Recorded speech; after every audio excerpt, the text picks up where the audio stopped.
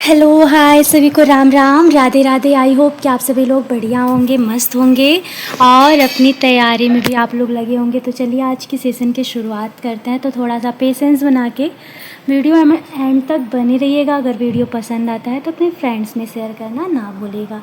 आपका चैप्टर है आज का 11th, ठीक है, इमारतें, चित्र तथा किताबें। ठीक है, इसमें जो आपके मेहरौली का लौ स्तंभ के बारे में बहुत ही टॉपिक पूछता है, तो इसे थोड़ा सा ध्यान देते चलेगा। बोल रहा है कि मेहरौली दिल्ली में कुतुब मीनार के परिसर में खड़ा यह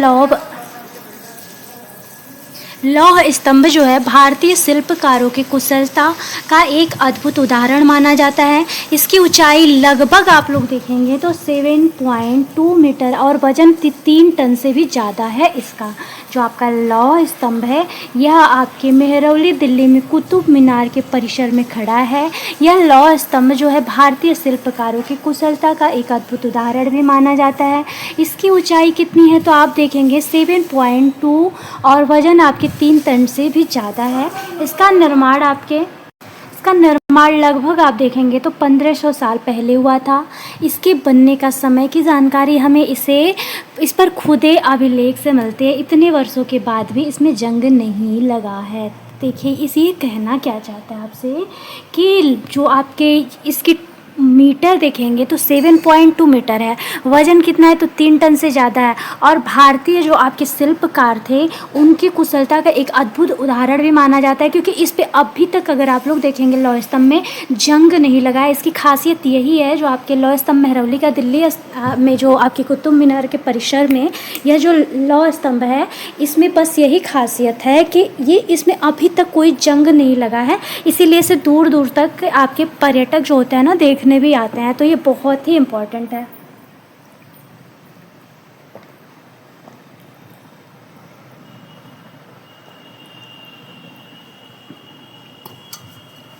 फिर बोल रहा है कि ईंट और पत्थरों की इमारतें क्या होती हैं।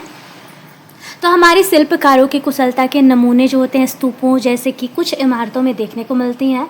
स्तूप का अर्थ क्या होता है तो आप देखेंगे इसको स्तूप का शाब्दिक अर्थ टीला के नाम से जाना जाता है। हालांकि स्तूप जो होते हैं विभिन्न आकार के थे, कभी गोल या लंबे तो कभी बड़े या छोटे भी होते थे। स्तूप मतलब जो टीला होता था कोई बड़ा भी होता था, छोटा भी होता था, गोल लंबा ये सब तरह के होते थे।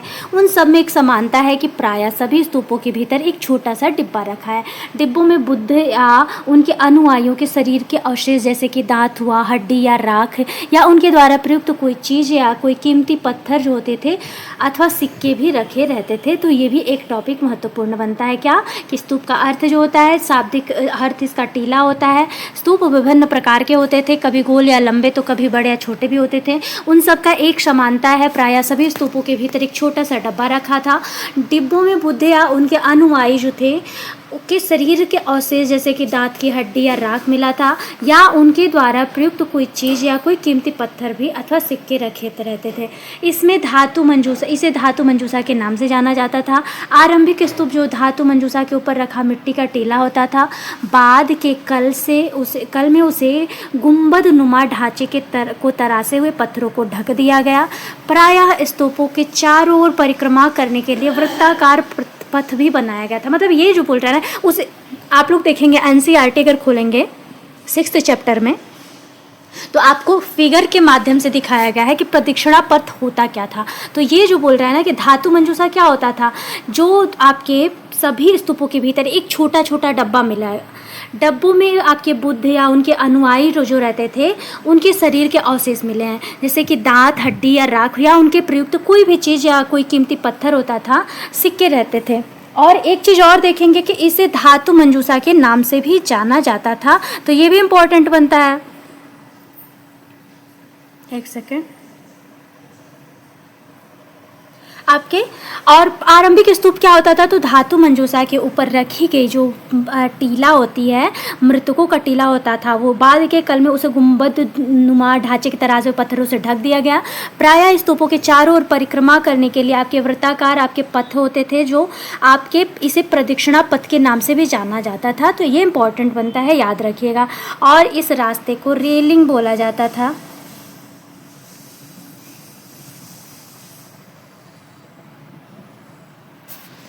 इसे रेलिंग बोला जाता था, ठीक है। और यह जो होता था आपके वेदिका के नाम से भी जाना जाता था। थोड़ा सा सॉरी कि यहाँ पे नीचे हूँ तो थोड़ा सा कंफ्यूज हो जा रही हूँ, क्योंकि फैमिली है ना तो दिक्कत हो जाती है, आवाज़ इधर से उधर आती रहती है, तो थोड़ा सा आप लोग डिस्टर्ब ना होइएगा बस। चलिए अब नहीं होगा, ठीक है। इसे धातु मंजूषा किसे कहा जाता था, तो आपके इसे को धातु मंजूषा के नाम से जाना जाता। आरंभिक स्तूप जो धातु मंजूषा के ऊपर रखा मिट्टी का टीला होता था, बाद के काल में उसे गुंबदनुमा ढांचे को तरासे हुए पत्थरों से ढक दिया गया और प्रायः स्तूपों के चारों ओर परिक्रमा करने के लिए एक वृत्ताकार पथ बना होता था, जिसे प्रदक्षिणा पथ कहते हैं। और इसे रास्ते को रेलिंग से घेर दिया जाता था, जिसे वेदिका के नाम से भी जाना जाता था। तो यही आपकी जो प्रदक्षिणा पथ होता था, इसे आप रास्ते को जब रेलिंग से घेर देंगे, अगर आप एनसीईआरटी में देखेंगे तो उसको वेदिका के नाम से जाना जाता है, ठीक है। एनसीईआरटी चैप्टर आप 11th देखेंगे तो आपको देखने को मिलेगा और बहुत ही इंटरेस्टिंग है। और एक चीज़ और होता है, अगर आप पूरा एनसीईआरटी पढ़ते हैं तो आपको याद नहीं करना पड़ता है, ठीक है, वो अपने आप दिमाग में बैठता जाता है। ये खासियत है एनसीईआरटी पढ़ने का, ठीक है। मैं तो बस आपको नोट्स प्रोवाइड करा रही हूँ ना, अगर आप हो सके तो, अगर टाइम मिले तो आप लोग प्ले स्टोर से एनसीईआरटी बुक जो आता है उसे आप अपने फ़ोन में भी अपलोड करके, और अगर आप लोगों को नहीं मिलता है तो मैं डिस्क्रिप्शन में, अगर आप लोगों को चाहिए, अगर आप बोलेंगे तो मैं लिंक भी डाल दूँगी। बहुत इंपॉर्टेंट है, अगर आप लोग अच्छे से एनसीईआरटी पढ़ेंगे ना, बहुत ही इंपॉर्टेंट है और आप लोगों का क्लियर भी होगा, ठीक है। आप लोगों को ऐसे याद नहीं करना पड़ेगा। सांची का स्तूप मध्य प्रदेश, इस काल में कुछ आरंभिक हिंदू होते थे, मंदिरों का निर्माण करवाए थे। मंदिरों में विष्णु, शिव तथा दुर्गा जैसी देवी देवताओं की पूजा भी होने लगी थी। सांची का स्तूप क्या है, तो आपके मध्य प्रदेश, इस काल में कुछ आरंभिक हिंदू जो मंदिर का निर्माण किया गया। मंदिरों में विष्णु, शिव तथा दुर्गा जैसी देवताओं की पूजा होती थी।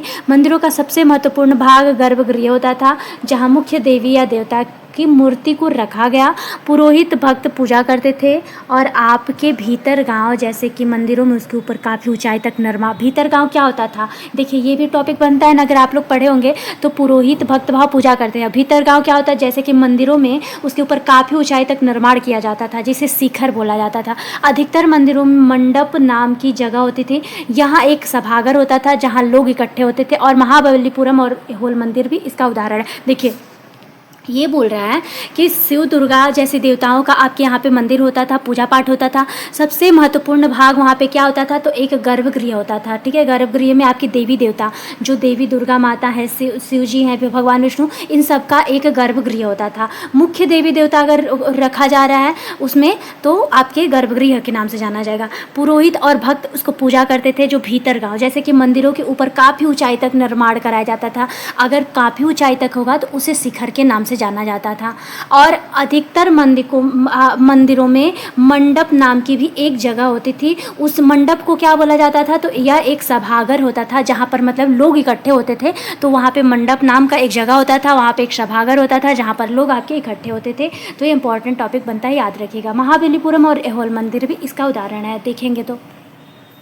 स्तूप तथा मंदिर किस तरह बनाए जाते थे, तो पहले अच्छे किस्म के पत्थर ढूंढकर शिला खंडों को खोद कर निकालना होता था और यहाँ पत्थरों को काट छाट कर तराशने के बाद खंभों, दीवारों और चौखटों, फर्शों तथा छतों को आकार दिया जाता था।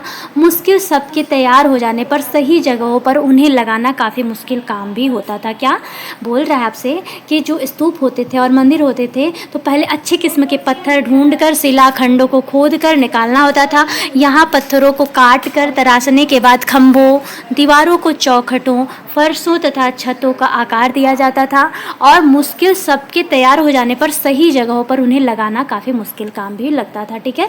तो ये भी एक इम्पॉर्टेंट बनता है। पुस्तकों की दुनिया आपके 1800 साल पहले एक प्रसिद्ध तमिल महाकाव्य, देखिए ये शिल्पाधिकारम किसने पढ़ा है, शिल्पाधिकारम की रचना आपके इलांगो नामक कवि ने लिखी थी, किसने।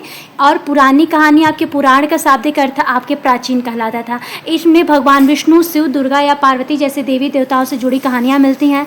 2 संस्कृत में महाकाव्य भी है, जो आपके महाभारत और आदि के। आपसे पूछा है ना महाकाव्य क्या क्या होते हैं, तो आप याद रखेंगे महाकाव्य के नाम से हमारा महाभारत और रामायण लंबे अरसे से लोकप्रिय रहा है। और पुराणों में महाभारत दोनों को ही व्यास नाम के ऋषि ने संकलित किया था। संस्कृत रामायण के लेखक वाल्मीकि माने जाते हैं। तो इम्पोर्टेंट बनता है ये सारे टॉपिक।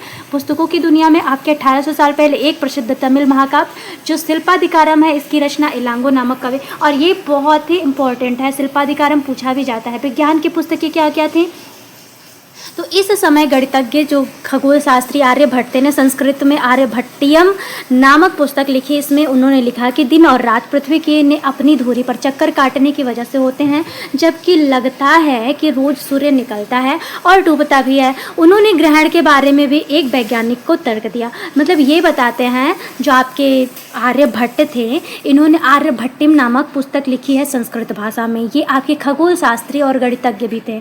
इन्होंने लिखा कि दिन और रात पृथ्वी के अपनी धुरी पर चक्कर काटने की वजह से ही होती है, जबकि लगता है कि रोज सूर्य निकलता है और डूबता भी है। उन्होंने ग्रहण के बारे में एक वैज्ञानिक तर्क भी दिया है। ठीक है, तो याद रखेंगे। शून्य क्या होता है? तो भारत के गणितज्ञों ने शून्य के लिए चिन्ह का आविष्कार किया आयुर्वेद। प्राचीन भारत में आयुर्वेद के 2 प्रसिद्ध चिकित्सक थे, चरक संहिता औषधि शास्त्र प्रथम द्वितीय शताब्दी ईस्वी और सुश्रुत संहिता में शल्य चिकित्सा आपकी 4वीं शताब्दी ईस्वी में। कितने?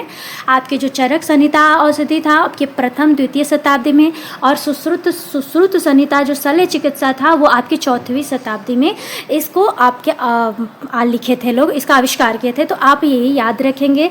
और ये 2 प्रसिद्ध आपके आयुर्वेद के चिकित्सक चरक और सुश्रुत नाम से ये जाने जाते हैं, और आपके सीटेट में पूछता भी है। तो आई होप कि आप सबको ये क्लास सेशन बढ़िया लगा होगा। अगर सच में अच्छा लगा हो तो प्लीज़ आप लोगों से मेरा रिक्वेस्ट है फ्रेंड्स में शेयर करना ना भूलिएगा। मिलते हैं सभी को नेक्स्ट वीडियो में, तब तक के लिए सभी को राम राम, राधे राधे।